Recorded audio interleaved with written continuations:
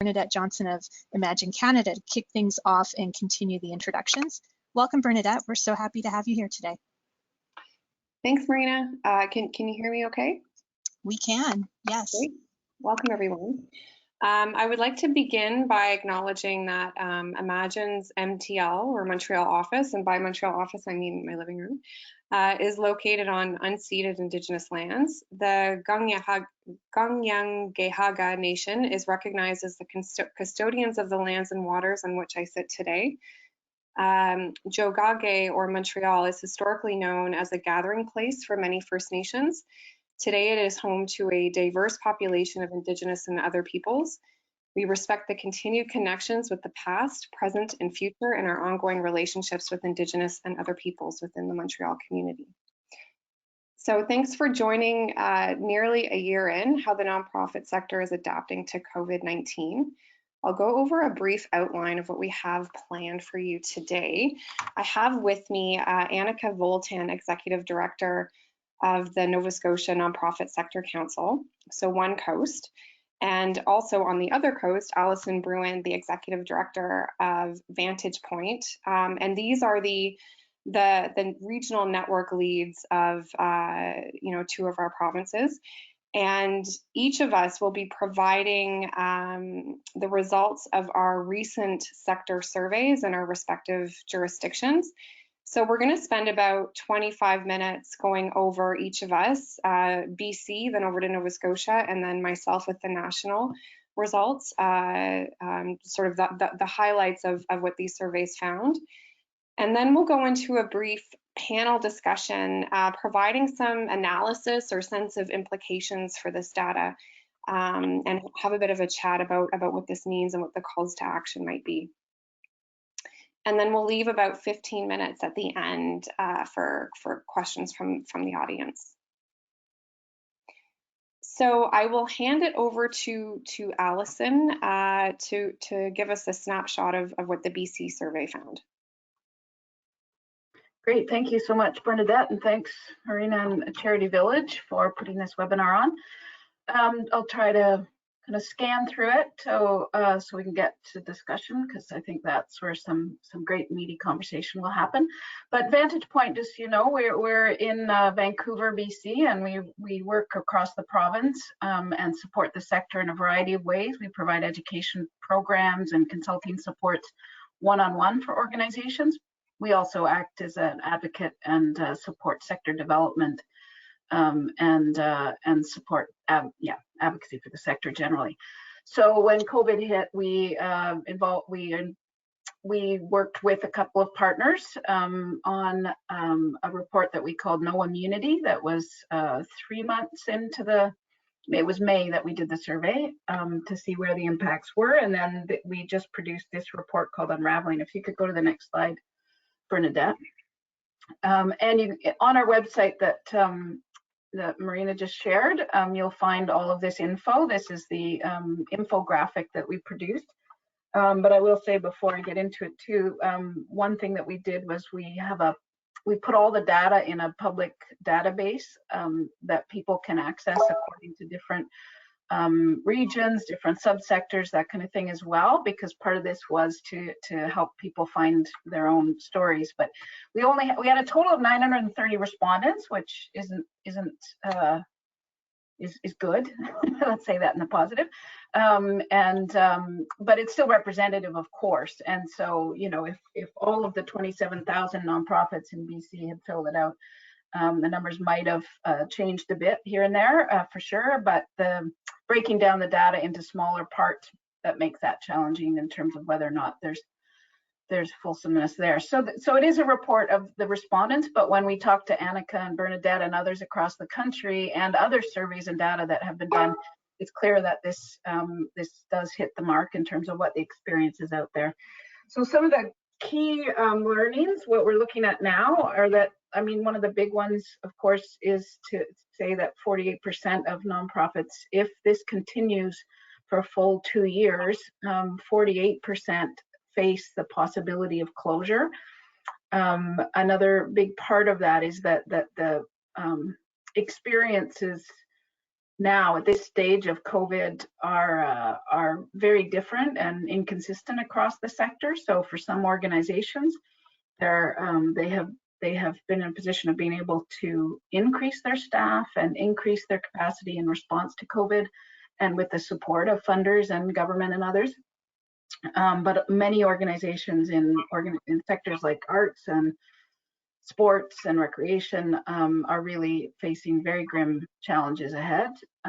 And one of the probably most alarming was that the stats suggest that, of course, those organizations that are targeted to support vulnerable communities, racialized communities, people with disabilities are the organizations most at risk. So what it raises for us, if you could go to the next slide too. Yeah, so some of the stats as we look through the impacts in terms of the amount of time spent on reporting to funders, that 50% of respondents felt had increased for them, a huge decrease in their ability to provide their programs and services, and the revenue change, right? That what we all know anecdotally, that organizations that had solid streams of revenue from donations, from events, and from earned income. I mean, I know the stats in BC are 87% of nonprofits have some kind of earned income stream. Those are the streams that have been hit by big decreases. And of course, there's been an increase on government funding and emergency funding from COVID. So what does that tell us about the future and the importance of helping the sector get back to a place where most of us are independent of government funding and are able to have quite diverse sources of revenue? And will we be able to do that in time? And part of that is about trust-based philanthropy and really taking this moment to learn from COVID. And some of it's just about seeing the understanding the capacity of community and its resilience if our sector starts to have to shut down, and what it means for our advocacy around equity issues and decolonization and all of that very important work. So some pretty important pieces there. So if we could go to the next one too. I mean, the next one is this is the calls to action that we expressed in the report that you'll find in various places. And we, in our work, we really wanted to make it clear that there are roles that we can all play in terms of helping the sector recover and grow and heal and not just survive, but thrive going forward.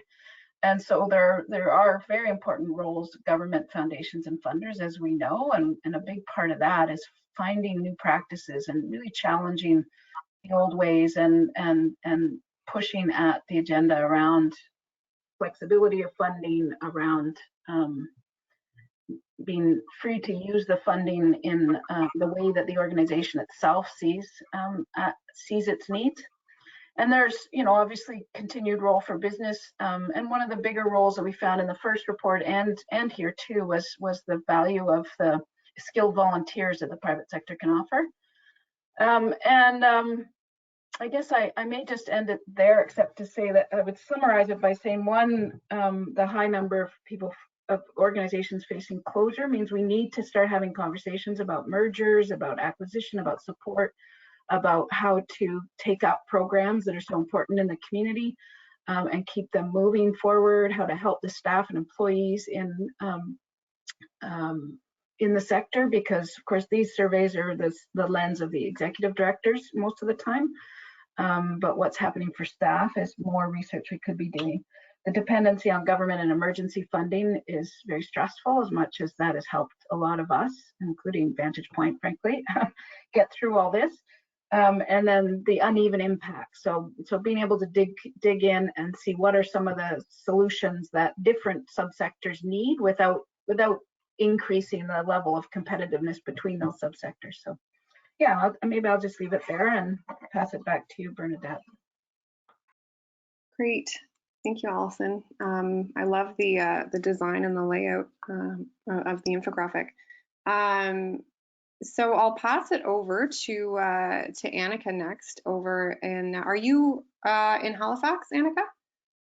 I am in Mi'kma'ki, and Yeah, thank you very much.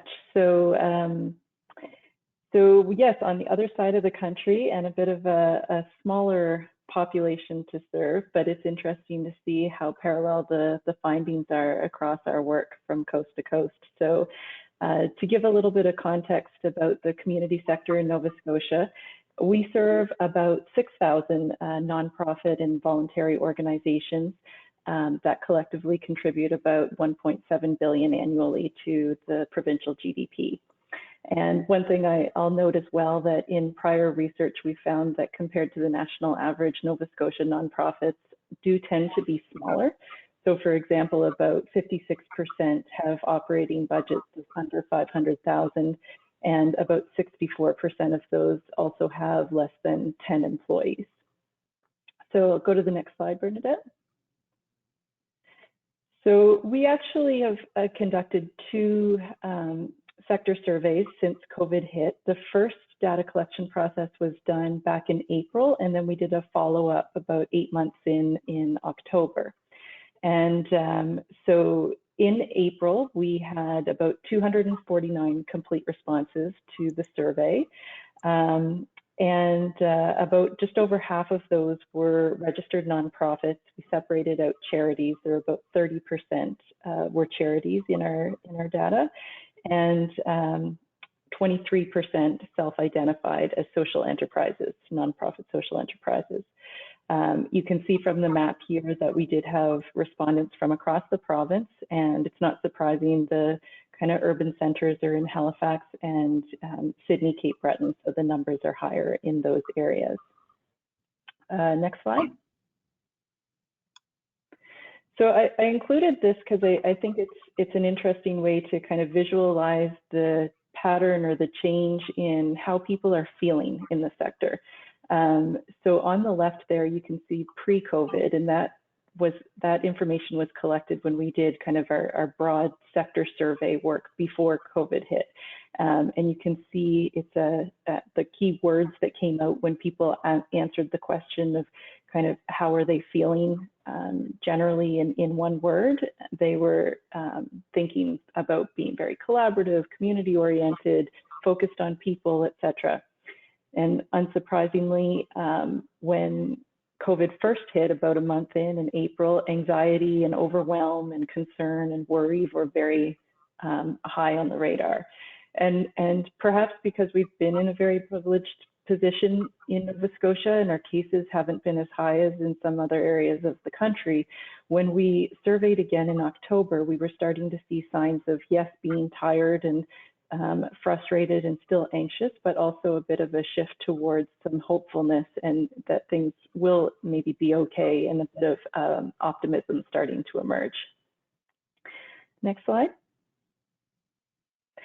So I just pulled out some key statistics here, and I just, when Allison was sharing her stats there, I thought it was remarkable that we both had 64% exactly that are saying basically that they're concerned about their ability to achieve their mission. And that's obviously a very high number, and to see that across diverse groups is really striking to me. Overall, there's a trend around rising demand for services with fewer resources. I don't think that's going to surprise anybody, but you know, roughly a quarter of the organizations we surveyed had experienced staff layoffs, lost volunteers, while at the same time experiencing an increasing demand for services as more people are going to these organizations for supports in times of need. Also, almost 40% have had increased operating costs, and that could have ranged from anything to, you know, increased cleaning costs to, you know, having to purchase digital technology to move things online, or whatever the case may be. We heard that about 40% are saying they have lower insufficient funds for survival, and I think Allison had 48%, so still not really far off in that area either. One thing is that from a correlation standpoint, we found a significant relationship between the culture and entertainment subsector and sport and recreation subsectors in particular. Again, not really surprising given that they rely so heavily on events for fundraising.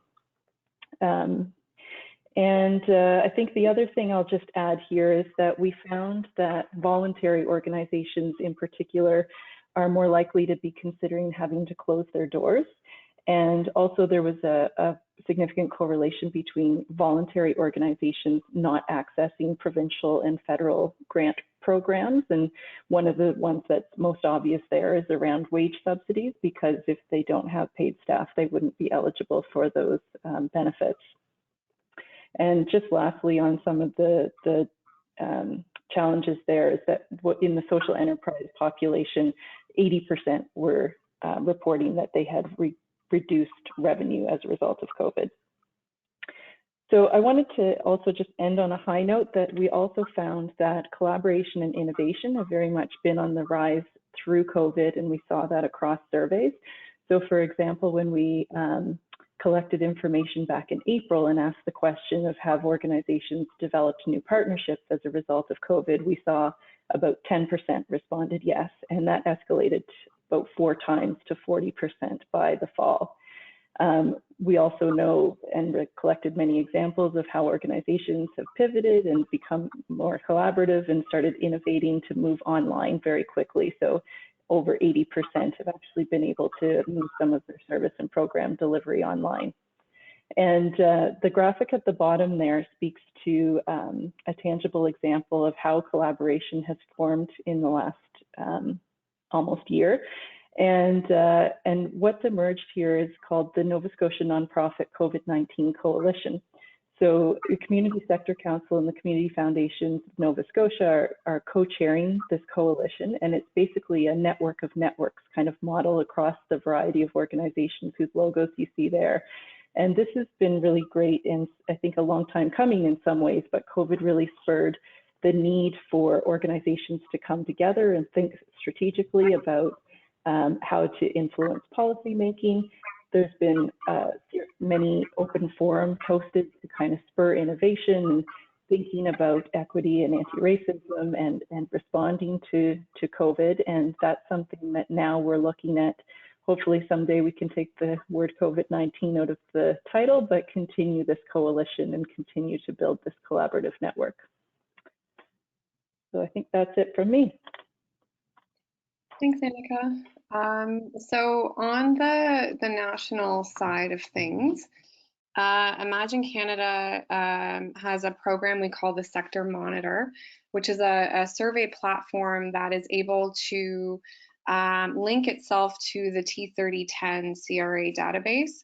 And we're able to draw a randomized sample of charities across the country. So unfortunately, it's restricted to registered charities because of that data infrastructure, and the same sort of data infrastructure isn't available for nonprofits, but we're working on it, on the ability to do this kind of methodology with nonprofits as well somehow. So with respect to the pandemic, it's the same as in the cases here. We did 2 surveys as well, roughly around the same time. The second one, though, was fielded a bit later. After it was later than 8 months. It was in December, I believe.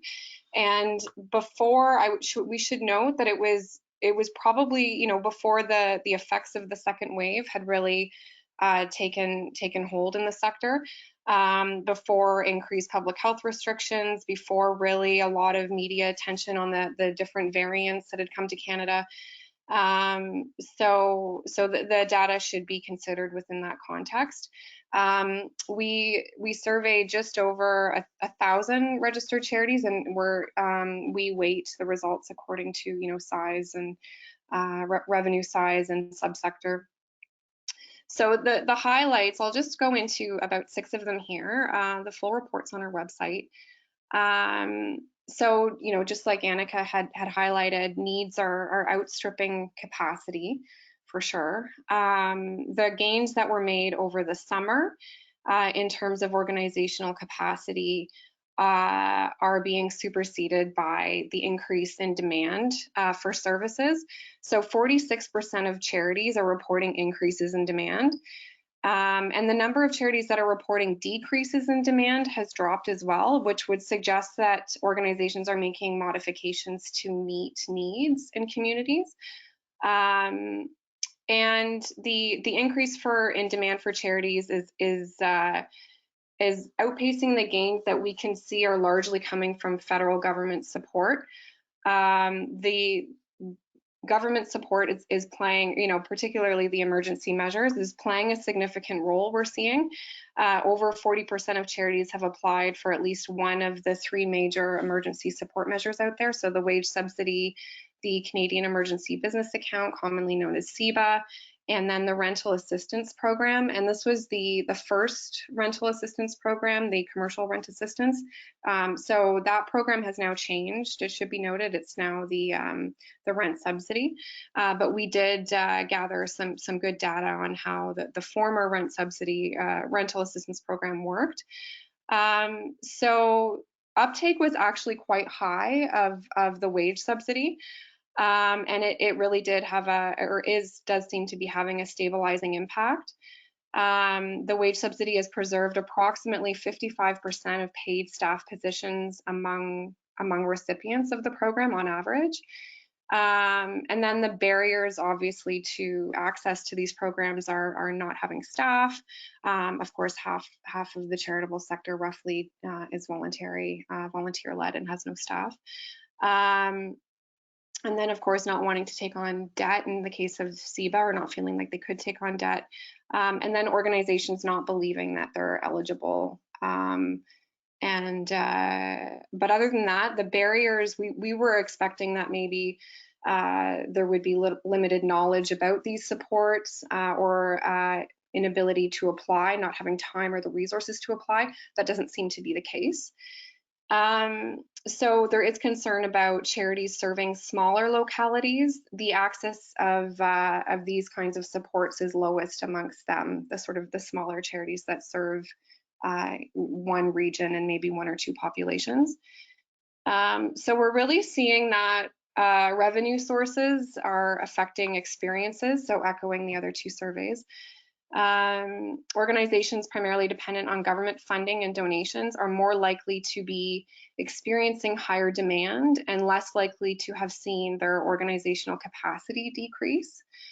Organizations that depend primarily on earned income have been particularly hard hit, with nearly 2/3 reporting revenue declines. And of course, the latest available data pre-pandemic shows that 42% of the sector's entire funding pie is of sales of goods and services. So this is a concerning figure, the charities that are dependent on earned income and their experience. And overall, 55% of charities are reporting declines in revenue, and the average decline is of 43%. So the data has revealed that there's a sustainability issue with organizations. Charities are focusing on immediate challenges over work that would build or maintain their organizational capacity. So doing what they can to meet the increased demand, and are less focused than usual on revenue generation and fundraising. And this is correlated to org size. So the smaller the charity, the less likely they are to be focusing on revenue generation and fundraising. So also the diversity of the sector is under threat. So building on the last point, larger organizations are more likely to be innovating or experimenting to be reporting that they are, to develop new means of carrying out their mission. The smaller the organization, the more likely they are to report temporarily ceasing operations. And organizations that work in smaller regions are struggling. Those organizations serving diverse populations are more likely to be seeing demand outstrip capacity, which of course is a worrisome trend for us and for those that are concerned about equity-seeking communities and the overall diversity of our sector and who we serve. So and then finally, workers are spread thin. So with fewer staff and volunteers, we had our figure of organizations reporting that volunteers have not come back. It's 60%. I think, Allison, you had noted it was 59 in your survey, so that's interesting. Charities are investing more resources across multiple areas at once.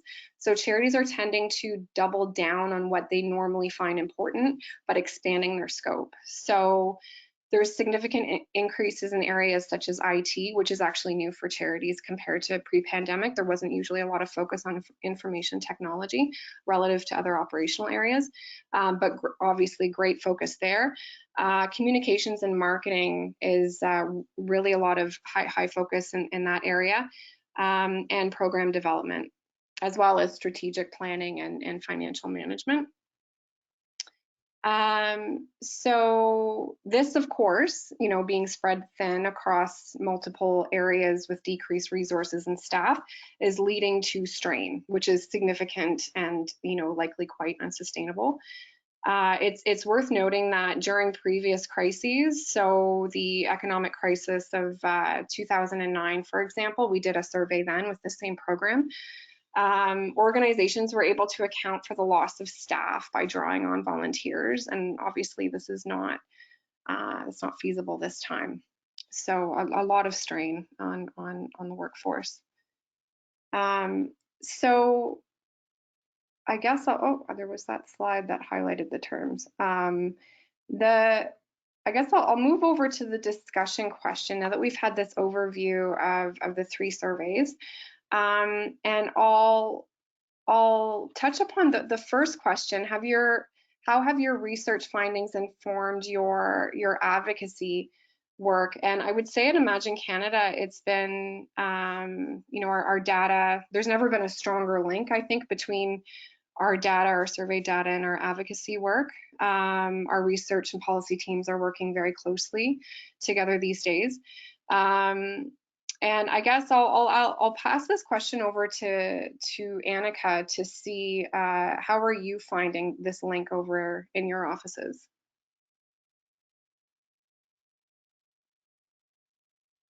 Always the mute button. I would echo that that there's a very close relationship here as well in terms of what the data is saying and kind of what we're advocating for in Nova Scotia. And we just did a pre-budget submission before the holidays, and one of the things that came out, not surprisingly, is just the need to really start to think about this funding model around, program-based or annual funding, and really showcasing the need for resources that can be allocated to operations, the staff, just the ongoing day-to-day and maintenance and getting the work done of the organizations. Another thing, and I know from other conversations that this is something that's come up with colleagues across the country, is the identification of the need to really have more integrated ways of supporting the sector from a government standpoint. So, we have touch points in multiple departments, and funding is going out in lots of different ways, but I think really craving an overall picture of where the support's coming from who to where, so that we can really get a better sense of who's being supported and where the gaps are.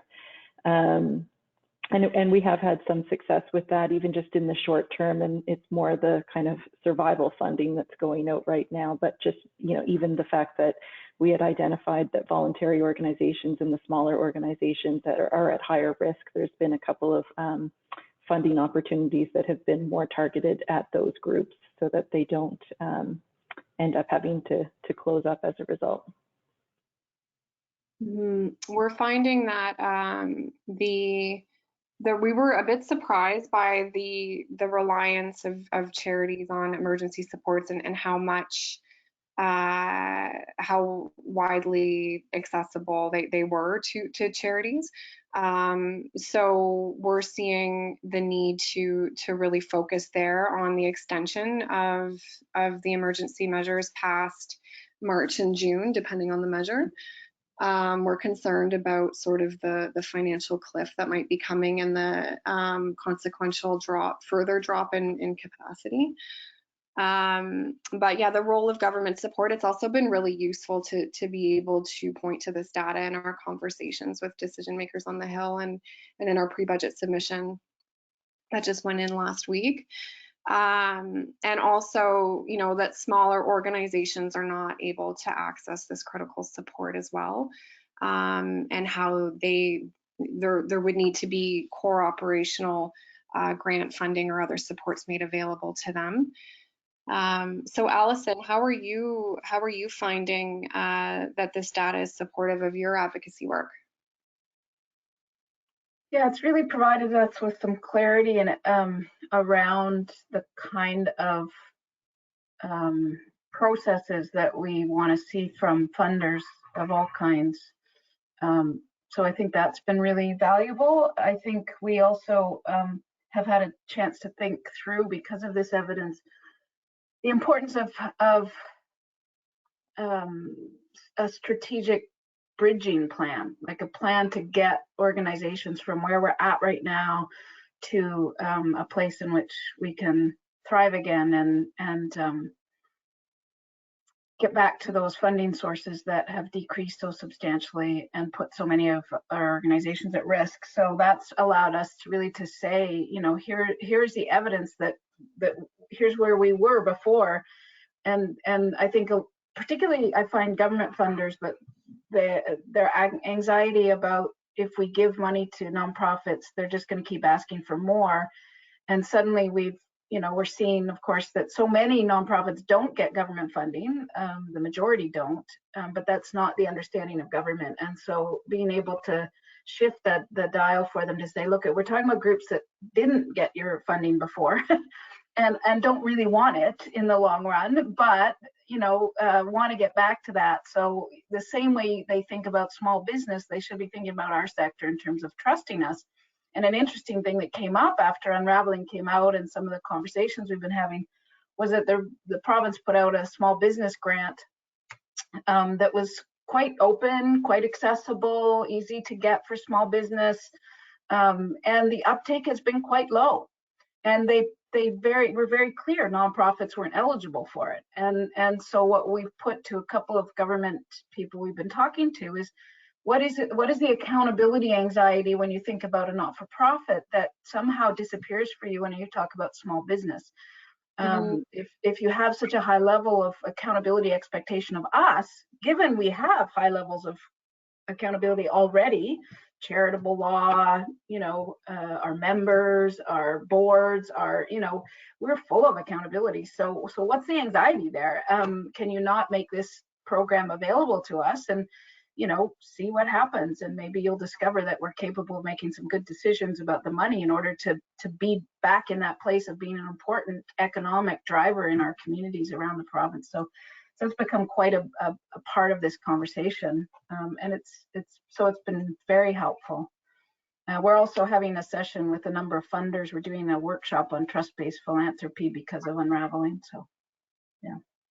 Do you find that it's usually the policy objective or rationale and not extending those supports to, or loans or whatever they may be, to nonprofits? It's that economic contributor angle that the nonprofit sector is not seen on the same footing as the small and medium enterprise sector as being an economic contributor and participating that way in the recovery.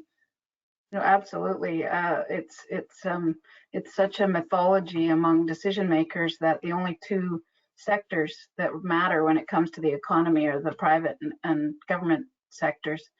I think what this evidence shows us is the revenue and human resources that we bring to bear on the work that we do, which is work that the government can't do or doesn't want to do, and the private sector, there's no wealth creation involved in the work that we do that has a market.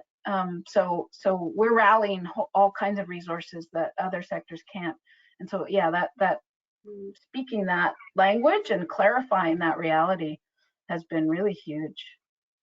Yeah. It's an awareness raising issue. It's, of course, nationally, the sector contributes 8.5% GDP and 2.4 million employees and workforce. And that's larger than agriculture, that's larger than transportation. is larger than tourism, and there are, at the federal level, programs that are extended to tourism, for instance, but not to the nonprofit sector on the basis of, economic contributions. So, yeah, it's definitely a knowledge mobilization and awareness issue for sure, I think. So I guess we could move on to, just watching the time fly by. And I think what both of your pieces did really well in your presentation, and in the products that you've generated as a result of your survey, they're really great at that call to action, that translating this data into what people can take away, and have it inform resources and supports for people that care about the sector, for different areas of the sector, that might be able to help the sector build back better and retool. So for each of you, what does your research tell you in your organizations and your networks about the supports that are required by the sector in the years to come? So that's our allies in the corporate community, philanthropy, the general public, of course, as well as policymakers. Maybe I'll jump in because I just wanted to tag on to that last conversation. I think it links here as well as just, and maybe it's connected to what your survey found, Bernadette, about communications and marketing being so strong right now. I think there's a real need to shift prominent narratives in and about the sector. And, even this idea, I love that terminology of the accountability anxiety, because it is so true that there's so much accountability, but there's this idea that, you put money into a private company and that's going to generate new business and won't be reliant on that funding, but is that actually the reality? I think there's a lot of myths that need to be busted, and just thinking about one conversation we had here with a senior leader was, it's great that you've done the survey and that you're talking about the challenges to the organizations, but really what might be more, spur change more would be to think about what would happen if these organizations were taken out of community. What would it look like if we didn't have them? And I think that's one of the resources that's needed is how do we tell the stories of what's happening, the good, the bad, and the real impact. So there's the economic GDP, of course, but we also need to start thinking about other indicators for well-being.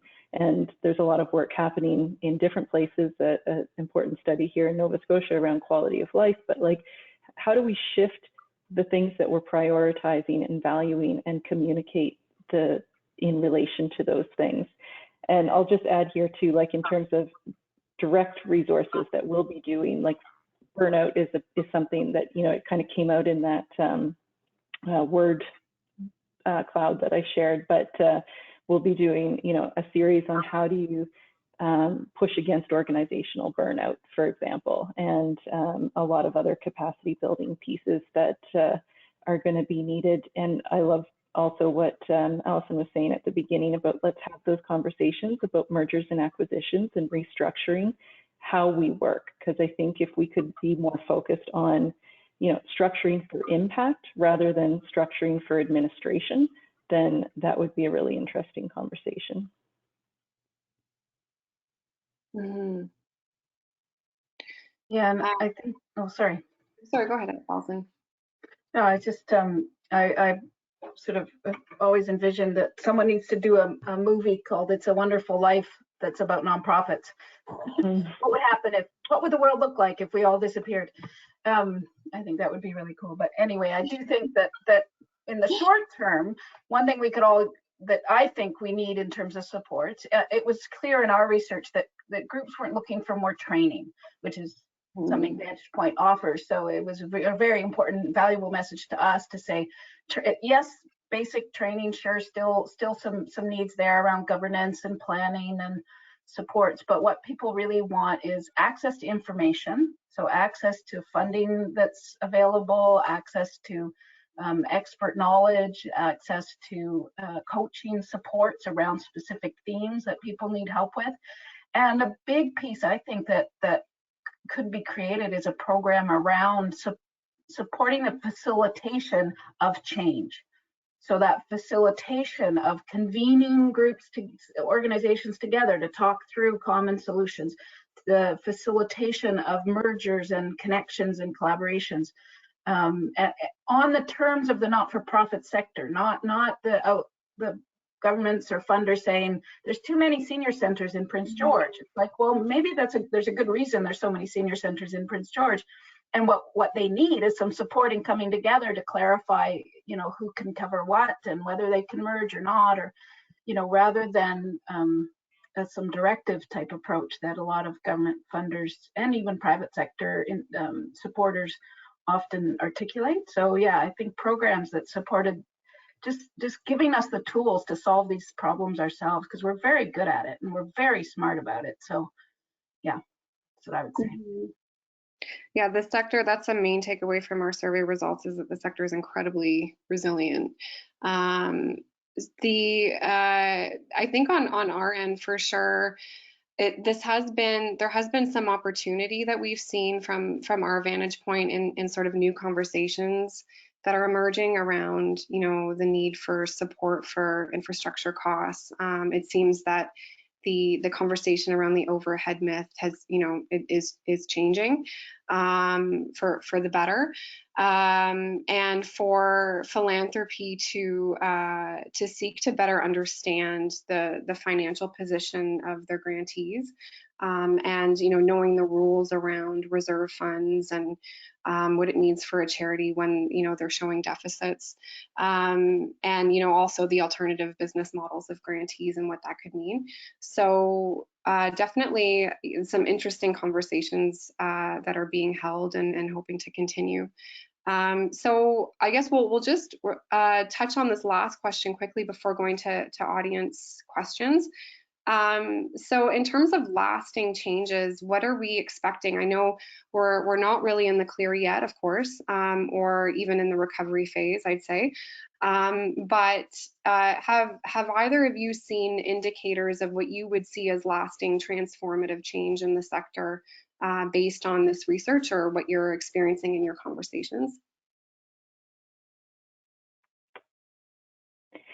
I guess I'll speak to one that I referenced in the slides, and it's really relational. Like, I think that there's been kind of an increased speed of trust building that I've witnessed in terms of people who have been, on the same tables or circling around each other for a long time, but suddenly there's a real willingness to come to the table and work together and share information and see how we can support each other and navigate. And I'm optimistic that will be transformative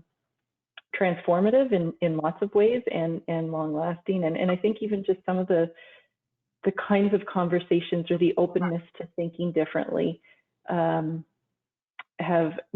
lead to new conversations that maybe wouldn't have been able to be possible before. And I would just add to that the changing of our workplaces because of technology. I think, of course, what's happened is the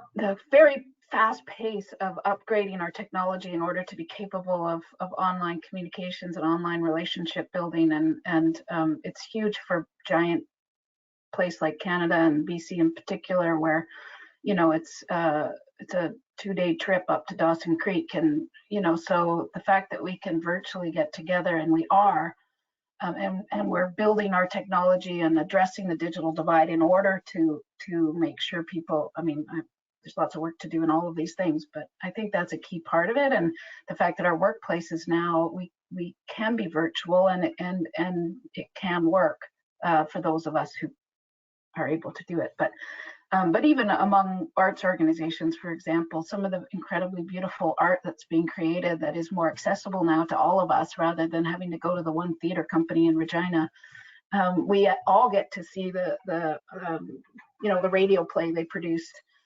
So that kind of stuff is exciting, and I think a lot of it will continue on.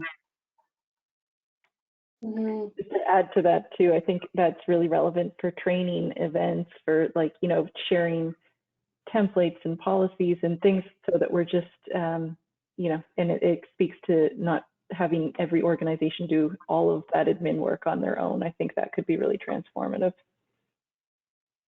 Mm-hmm. Absolutely. So we did assemble a couple questions actually for the audience to prompt discussion, but also because we're genuinely you know, interested in knowing for, you know, the staff of organizations out there, the sector leaders in the audience, how is this kind of data, you know, there's been multiple sector surveys from different network leaders over the last year. How is this data helping you to make decisions in your jobs? And then, you know, if you have any suggestions on what further survey questions we could ask, it'd be, you know, really helpful to know. But if there, I'm not sure, Marina, are there any questions from the audience beyond these two? Yes. Yeah, for sure. We've got some great questions coming in. So first of all, I wanted to send it over to Allison. We had a question about what trust-based philanthropy actually refers to, and if you could talk a little bit about that. Sure, I would not want to put myself out as an expert, but it's an approach to philanthropy and grant making that there's a particular group in San Francisco that I think started this conversation called the TrustBased Philanthropy Project, but there are a number of local folks also, you know, Chris Archie, I think of, who works with the Circle on Philanthropy around Aboriginal philanthropy and funding and challenging some of the very colonial structures that are attached to philanthropy. But the approach is to say, you know, to create systems around trusting that the organization knows what it needs best. So if you believe as a funder in the mission of the organization, in the work that's being done, and you want to support that work, then trust-based philanthropy is saying, okay, well, you tell us what you will use this money for, and how that will best advance your work, and then we'll only collect reporting information that we absolutely need and will use, and in a way that helps you, that reflects that grant. So that's the basic concept, but I'm definitely not close to any kind of expert. I know that Vancouver Foundation here had an example of that, and they did, in that they recently initiated a fund for BIPOC leaders, organizations led by BIPOC executive directors and others, and the application involved a phone call. So there was no written application. It was a phone call. It was a phone conversation that led to another conversation with some community reps, yeah, so that's just an example of a process that trust-based philanthropy would lead a funder to. Wonderful, that's helpful, Allison, thank you. And Annika, we had a question asking if you could repeat what you were saying about structure for impact and what you would consider that to be opposed to. Yeah, so I was opposing it to structuring for administration, and this is my own language, but really just the idea that, you know, if I use the Nova Scotia example, we've got 6,000 organizations, that's 6,000 boards, that's, you know, the staff team, all the day-to-day operational work and reporting and accountability that goes into running an organization. And I know from my own experience as an ED in different places that, you know, it can take up your whole life, and, you know, for multiple staff members. And what if we revisited the idea of how we structure, how we govern, and, you know, think about the fact that we could have, for example, you know, admin centers that are helping to support multiple initiatives or projects or organizations, so that they can really be focused on the impact of what they're doing. Awesome, thank you. So here's a really interesting question that, you know, Bernadette, perhaps you can start with and we can pitch to the panelists. Why are we not seeing more media attention about the struggles that the sector is facing? And, you know, are there any ideas or initiatives happening right now that we might be able to enact to get some additional attention? It was actually an incredible year for media attention that we saw. We have somebody that tracks media hits on sort of charities, not broadly, but charitable issues or issues or trends affecting the charitable sector as a whole. And the pandemic, I think, really did raise sort of the level of awareness that the media has about the existence of a charitable nonprofit sector and sort of the issues that it faces, what it looks like, and how the pandemic has impacted organizations. We did a lot of media at Imagine Canada, different kinds of like syndicated radio, different kinds of media that we've never done before. I think that it was the wave of closures that started happening with, of course, the high profile ones of the YMCA and Boys and Girls Clubs of Canada earlier in the summer. And there was a lot of traction that was gained with those kinds of stories. Of course, the WE scandal, I think, and just how long and drawn out that scandal was in the news, led to, from our perspective, what we think is maybe a bit of fatigue in the media and amongst the public, perhaps, in sort of revisiting sort of the topic of the charitable sector, which was incredibly unfortunate. So there has been a bit of media with respect to the emergency measures and accessibility issues with it. The Globe and Mail. The Globe and Mail's done a few different features on the plight of the sector right now. It's definitely something that we continue to focus on. And ways to develop and place different op-eds. But I think being 6 months or 5 or 6 months out of sort of the tornado of the WE scandal, it would be interesting to see if we can get media's attention back. We're definitely open to any suggestions in terms of how to go about doing that.